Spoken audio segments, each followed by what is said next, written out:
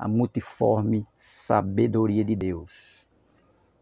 Agradecendo por mais um trimestre abençoado, onde nós aprendemos muito nessas 12 lições, e vamos aprender agora nessa última, né, que foi muito bom para nós, revelou muita coisa que pessoas precisavam ouvir e aprender, né?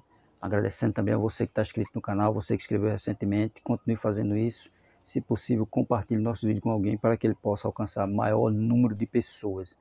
A nossa leitura bíblica em classe é Efésios capítulo 3, versículo 8 a 10, que vai nos dizer assim: a mim, no mínimo de todos os santos, me foi dada essa graça de anunciar entre os gentios, por meio do Evangelho, as riquezas incompreensíveis de Cristo, e demonstrar a todos qual seja a dispensação do ministério, que desde os séculos esteve oculto em Deus, que tudo criou, para que agora, pela Igreja, a multiforme sabedoria de Deus seja conhecida dos principados e potestades nos céus.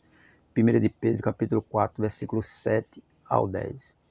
E já está próximo o fim de todas as coisas, portanto, sede sóbrios e vigiai em oração. Mas, sobretudo, tende ardente amor uns para com os outros, porque o amor cobrirá a multidão de pecados. Sendo hospitaleiro uns para com os outros, sem murmurações, cada um administre aos outros o dom como recebeu, como bons despenseiros da multiforme graça de Deus. Texto áureo, texto de ouro, para que agora, pela Igreja, a multiforme sabedoria de Deus seja conhecida dos principados e potestades nos céus. Efésios capítulo 3, verso 10. Verdade prática, a multiforme sabedoria de Deus vai além da compreensão humana e é demonstrada ao mundo pela Igreja de Cristo Jesus. Amém? Nossa introdução, ela vai dizer assim: o Altíssimo revelou para a Igreja o mistério oculto desde a fundação do mundo, pelo Espírito Santo. O Senhor trouxe luz para o seu povo, usando os seus santos, apóstolos e profetas, para mostrar que esse mistério é Cristo em nós. A esperança da glória era a multiforme sabedoria do Pai, manifestando-se para pessoas simples como eu e você. Que ele não veio se mostrar a sabedoria de Deus, não foi manifestada a pessoas que se dizem sábias, que se dizem inteligentes, não. Foi demonstrada através de pessoas, manifestada em pessoas simples, muitas vezes até sem entendimento, mas a multiforme sabedoria de Deus foi manifestada a estas pessoas, né?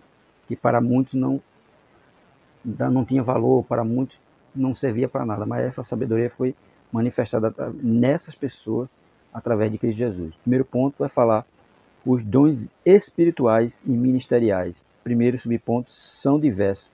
Na passagem bíblica de 1 Coríntios, capítulo 12, versículo 8 a 10, são mencionados 9 dons do Espírito Santo. Há outros dons espirituais noutras passagens da Bíblia já mencionados em lições anteriores deste trimestre, como Romanos, capítulo 12, versículo 6 a 8, 1 Coríntios, capítulo 12, versículo 28 a 30, 1 de Pedro, capítulo 4, verso 10 e 11, e Hebreus, capítulo 2, verso 4. São dons na esfera congregacional. Em Efésios capítulo 4, versículos 7 a 11 e 2 Timóteo capítulo 1 a 6, vemos dons espirituais na esfera ministerial da igreja. Veja que em várias passagens ele vai mostrar dons ministeriais e dons congregacionais, né? Dons para congregações das igrejas e dons para o ministério das igrejas. Nosso segundo subponto vai falar, são amplos. A sabedoria de Deus é multiforme e plural. É manifesta em seus dons espirituais e ministeriais, nas mais variadas comunidades cristãs espalhadas pelo mundo. É claro, em todas as comunidades cristãs espalhadas pelo mundo, são vários os dons que são manifestados às igrejas.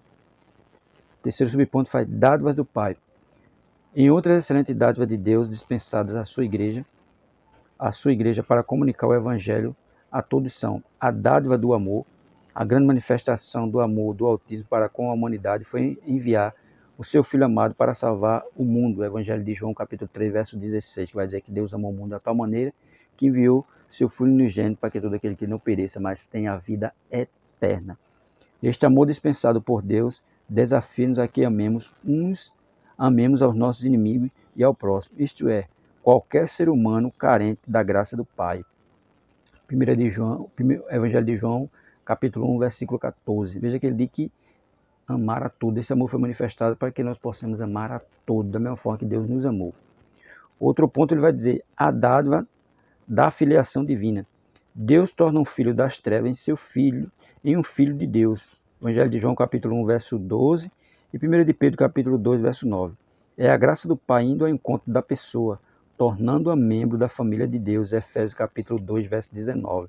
Veja que ele pega um que estava nas trevas e passa, através do Evangelho, através de Cristo, ser filho de Deus. Outro ponto vai dizer, o ministério da reconciliação. O apóstolo Paulo explica o milagre da salvação como resultado do ministério da reconciliação, 2 Coríntios capítulo 5, verso 19. Todo ser humano pode ter a esperança da salvação eterna, mas de salvação, agora também, quem está em Cristo é nova criatura, e o resultado disto é que Deus faz tudo novo em sua vida, 2 Coríntios capítulo 5, verso 17. Quem está em Cristo, nova criatura é, que tudo se fez novo. Nova maneira de falar, de andar, de comprar, de vender, de se vestir, tudo é novo.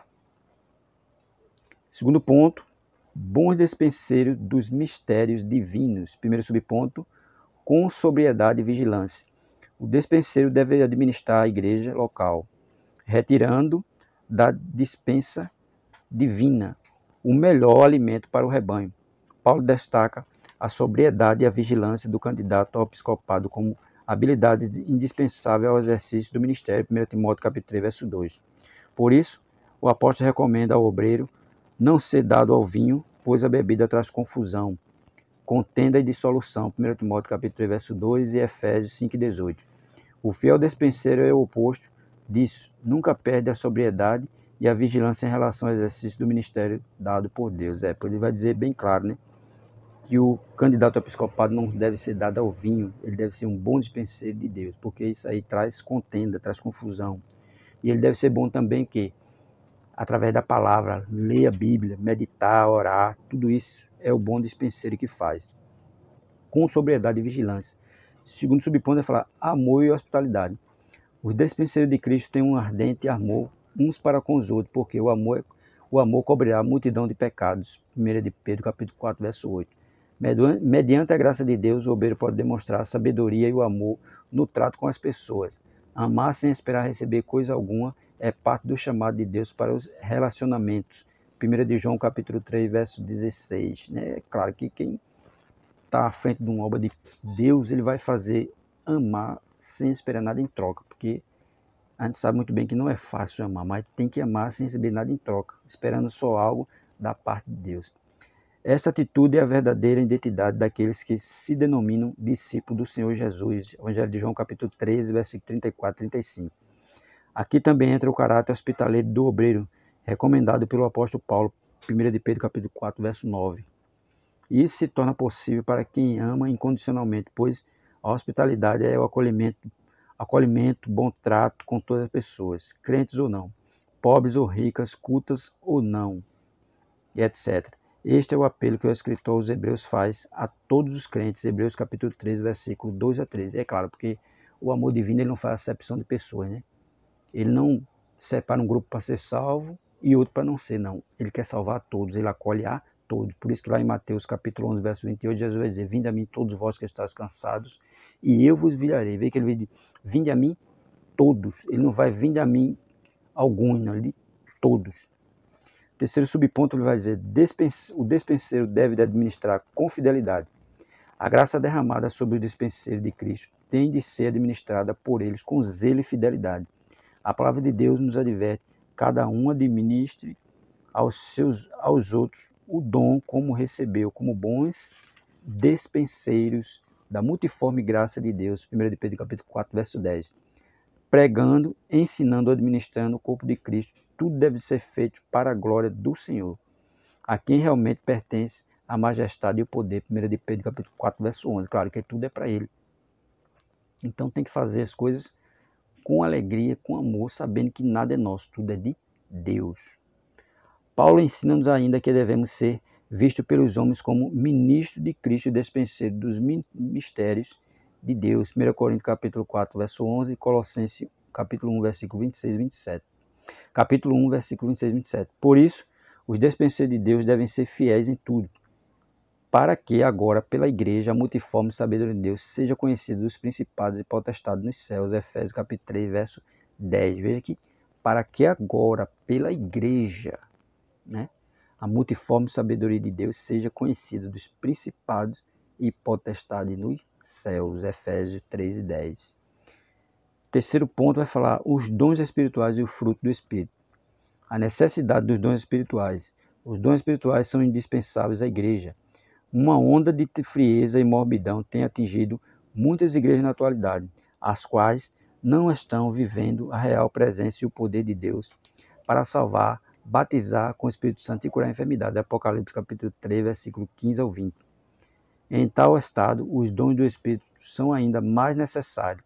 É no tempo de sequidão que precisamos buscar mais e mais a face do Senhor, rogando-lhe a manifestação dos dons espirituais, para o despertamento espiritual dos crentes em Jesus, Hebreus 3 e 2.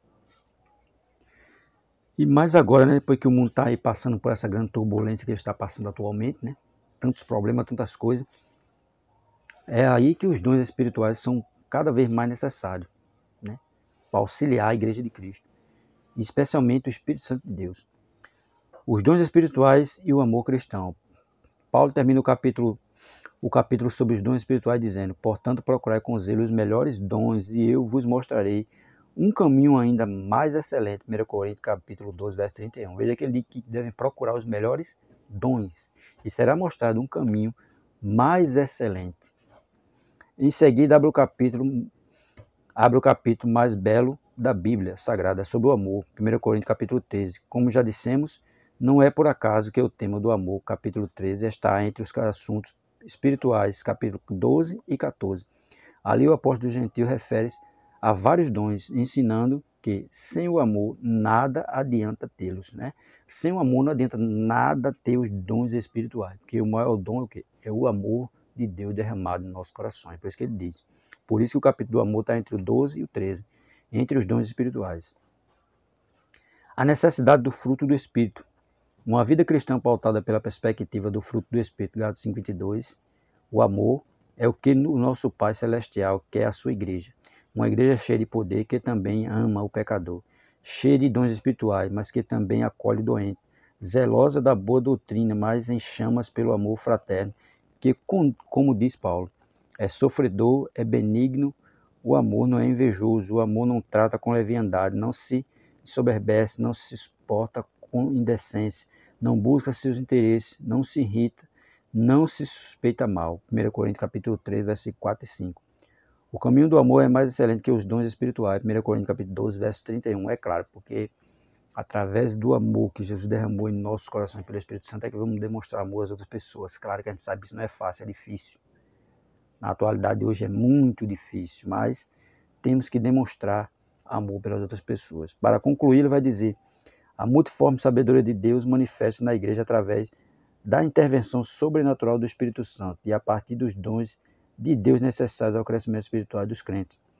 Sejam quais forem os dons, aqueles que o possuem devem usá-los com humildade e fidelidade, não buscando interesse próprio, mas sobretudo o amor, pois sem amor de nada adianta possuir dons. Estes são para a edificação dos salvos em Cristo Jesus. Veja que ele diz: sem o amor não adianta possuir os dons. Né? Porque tem gente que acha que tem um dom espiritual de falar língua, de profetizar, de isso e de aquilo, se acha maior do que os outros. Mas ele diz: sem o amor não adianta ter os dons. A gente vê que hoje muita gente está passando por dificuldade, muita gente está passando por aflições, necessidade financeira, necessidade material, necessidade de alimento, necessidade de tudo aquilo. Porque o mundo está aí com, né, uma preocupação medonha por causa de enfermidades. Mas é nesse momento que deve ser mostrado o amor para com os outros, para que eles estão realmente necessitados. Claro que a gente não vai poder atender a todos. Jesus, quando andou no mundo, ele também não atendeu a todos. Ele só atendeu aqueles que foram em busca dele. Mas a gente sabe que até no tempo de Jesus havia muitos necessitados. Mas ele não pôde suprir a necessidade de todos. Né? Ele não pôde chegar até a todos. Mas a gente sabe que tem aqueles que necessitam de mais alguma coisa. Então a gente tem que estar atento a isso, para tentar chegar àqueles que estão realmente necessitados de uma palavra, de alguma coisa material. Claro que a gente sabe que isso não é fácil, atender a todos. Mas o que a gente puder atender, a gente tem que tentar atender. Jesus não atendeu a todo no tempo que ele estava aqui, porque ele já tinha um tempo determinado para ele passar aqui na terra. Mas a partir do momento que ele foi assunto ao céu, deixou o Espírito Santo para estar aqui conosco, consolando aqueles que necessitam de um socorro dele. É isso que ele consegue atender dessa forma. Então, dessa forma tem que ser nós, orar para que o Espírito Santo possa atender aqueles que realmente necessitam de um socorro de Cristo, tanto de salvação como perdão de pecado e nas demais assistências.